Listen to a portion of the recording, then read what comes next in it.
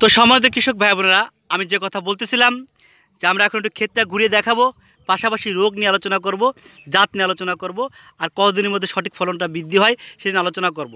তবে তার আগে কিন্তু আমরা আপনাদেরকে একটা বিষয় দেখাবো। সেটা হলো কি, চলুন আমরা একটু ব্যাকের দিকে যাই, তারপরে ক্ষেতে দেখাচ্ছি। এই ক্ষেতে বিভিন্ন জাত লাগানো হয়েছে, বিভিন্ন জাত। এখানে দেখুন একটা সাইনবোর্ড আছে, ফসলের নাম হাই টমেটো, জাত SL03। এটা রূপায়ণ করা হয়েছে তারিখ 5/12/2024, আর আজকের তারিখ হলো আপনার 22/2/2025। তাহলে মাঝে কত মাস গেল? এখান থেকে কিন্তু হারভেস্ট অলরেডি করা হয়ে গেছে 2-3 বার। এখনও কি হারে ফল ধরে আছে দেখুন, আপনারা দেখতে পারতেছেন। এবং পাশাপাশি এটা ছিল এক লাইনের একটা জাত, এখানে ছিল আর এক লাইনের আটা জাত, সেম টাইপের 2। এটা অন্য কোয়ালিটির, একটু এটা আলাদা টাইপের দেখতে গাছটা, এবং ফলটাও আলাদা টাইপের, শিরশিরালা। আমরা যদি দেখাতে পারবো, একটু আপনারা থাকেন, ভিডিওর সাথে দেখাবো ইনশাল্লাহ। এইখানে আছে আর একটা জাত যেটা হাইব্রিড টমেটো 4। এটাও অন্য কোয়ালিটির, এটা দেখতে একটু আকৃতি অন্যরকম হয়ে থাকে, ফলনটা কম বেশি হয়ে থাকে। তো আমরা সর্বপ্রথম যে জাতটা নিয়ে আলোচনা করতেছিলাম সেটার দিকে আমরা একটু যাই, যেটা হাইব্রিড টমেটো 03। 03-র দেখুন, একদিক থেকে ফুল শ্বাস আসতেছেন, একদিক থেকে গাছে টমেটো ধরে আছেন, আর একদিক থেকে টমেটো পেকে যাচ্ছে, অন্য দিক থেকে হারভেস্ট করতেছে। মানে টোটাল একটা নীলে খেলা।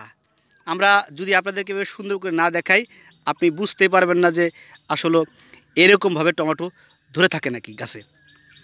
একটা গাছ থেকে 15 কেজি, 20 কেজি, 30 কেজি টমেটো আমরা নিয়েছি, এরকম অবস্থা হয়েছে। এটা যে কোনো লোক ভিডিও বানাবার সময় একটু বেশি বেশি করে বলে, যেটা সত্য সেটাই বলতেছি। গাছ ভেঙে পড়ে যাচ্ছে, চটি দিয়ে, বাঁশ দিয়ে, কুঞ্চি দিয়ে খাড়া করে রাখতে হইতেছে, এতটা ফলনশীল এই গাছগুলো। তো আমরা যে বিষয় নিয়ে আলোচনা করতেছিলাম, ক্ষেত দেখাবো, পাশাপাশি ওই বিষয়টা নিয়ে আলোচনা করব।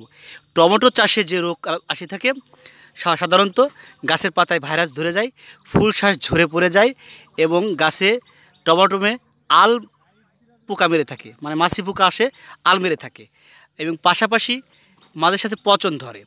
এটা কিন্তু আসলে যত রকম ভাইরাস মুক্ত গাছই হোক না কেন, সহনশীল গাছই হোক না কেন, সব গাছে এই সমস্যাগুলো দেখা দেয়। এটা দেখা দেওয়ার কারণ হলো আবহাওয়ার সাথে অনেক সময় শ্যুট হয় না, এবং পাশাপাশি প্রাকৃতিক যে সমস্যাগুলো থাকে, এই কারণেই এই পোকাগুলো আসে এবং এই রোগগুলো দেখা দেয়। তবে এর থেকে বাঁচার জন্য সঠিক বহুত পদ্ধতি আছে, বহুত সিস্টেম আছে, যেটা যদি আমরা যদি সঠিক কীটনাশক, ছত্রাকনাশক ব্যবহার করতে পারি সঠিক সময়ের মধ্যে, এই সমস্ত রোগ কোনো রকমই আসে না। যেমন এই ক্ষেতে একটা গাছেও রোগ বালাই নাই, একেবারে সুস্থ ক্ষেত। দেখুন, এই যে দেখতেই পারতেছেন, সুস্থ ক্ষেত, কোনো রকম কোনো রোগ বালাই নেই। প্রত্যেকটা ফল সাইজ মতো আছে, কোনো রকম ফুটা পচা কিছুই নেই, আপনারা দেখতে পারতেছেন। তা আমরা এর থেকে বাঁচার জন্য কি করব? আমরা আলমাছি থেকে বাঁচার জন্য স্প্রে করব। আমরা স্ক্রিনে একটু ছবি দিয়ে দিচ্ছি, নাম হলো ককসিড। 16টা ড্রামের জন্যে যদি আলমাছি অতিরিক্ত হয়ে থাকে তাহলে 50 গ্রাম, আর কম হয়ে থাকে তাহলে এবারে 25 গ্রাম 16 ড্রামের জন্যে। আর যদি পচন আসে সেই ক্ষেত্রে আমরা দেব গোল্ডাজিম অথবা কাজিম। আমরা স্ক্রিনে ছবি দিয়ে দিচ্ছি।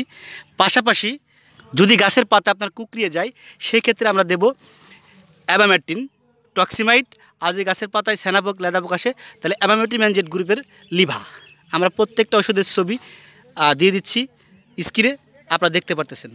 ইভেন গাছের যে কোনো রোগ বিষয় নিয়ে আমাদের চ্যানেল থাকা নাম্বারে কল করলে আমরা আপনাদেরকে এই বিষয়ে আরও সুপরামর্শ দেব। আপনারা এ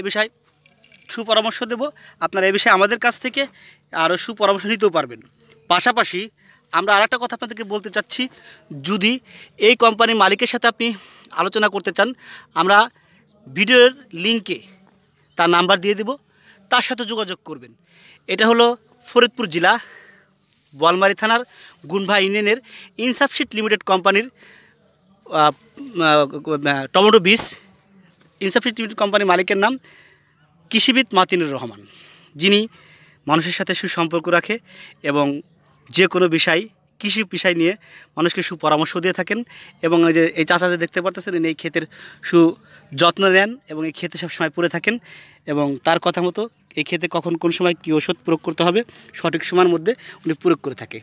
তা আমরা কিন্তু আজকে জানতে পারলাম, বুঝতে পারলাম যে টমেটো চাষে কী রোগবেলা এসে থাকে এবং টমেটো কোন জাত লাগালে অধিক ফলন বৃদ্ধি হবে 12 মাসকাল, এবং জানতে পারলাম টমেটো চাষ করে বাঁচতে হলে পরে আমাকে কিভাবে চাষাবাদ করতে হবে।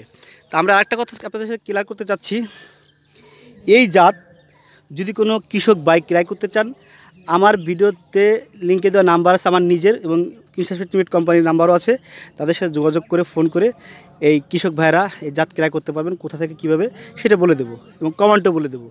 পাশাপাশি যদি কোনো দোকানদার পাইকারি ক্রয় করতে চান আপনার নিজ দোকানে বিক্রয় করার জন্য, সেই ক্ষেত্রেও আপনারা আমাদেরকে কল করলে আমরা সেটা বলে দেবো এবং দেখিয়ে দেবো কোথা থেকে আপনারা সংগ্রহ করবেন।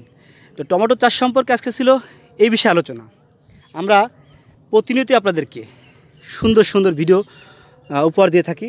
তা আমি একটা কথা আপনাদেরকে বলবো, আমাদের ভিডিও দেখে যদি আপনাদের একটু ভালো লেগে থাকে তাহলে অবশ্যই কে কোন জেলা থেকে ভিডিওটা দেখলেন কমেন্টে জানাবেন। পাশাপাশি কে কোন দেশ থেকে ভিডিওটা দেখলেন সেটা একটু কমেন্টে জানাবেন, এবং কোন টাইপের ভিডিও দিলে আপনাদের ভালো লাগবে সেটা একটু কাইন্ডলি আমাদেরকে বলবেন। আজকে ছিল এই বিষয় নিয়ে আলোচনা। আমার বিসমিল্লাহ কৃষি টিভি ইউটিউব চ্যানেলের পক্ষ থেকে আজকের ভিডিও আমি এখানেই সমাপ্ত করতে চাচ্ছি, আপনাদের সুস্থতা কামনা করে। ভালো থাকবেন, সুস্থ থাকবেন, আল্লাহ হাফেজ।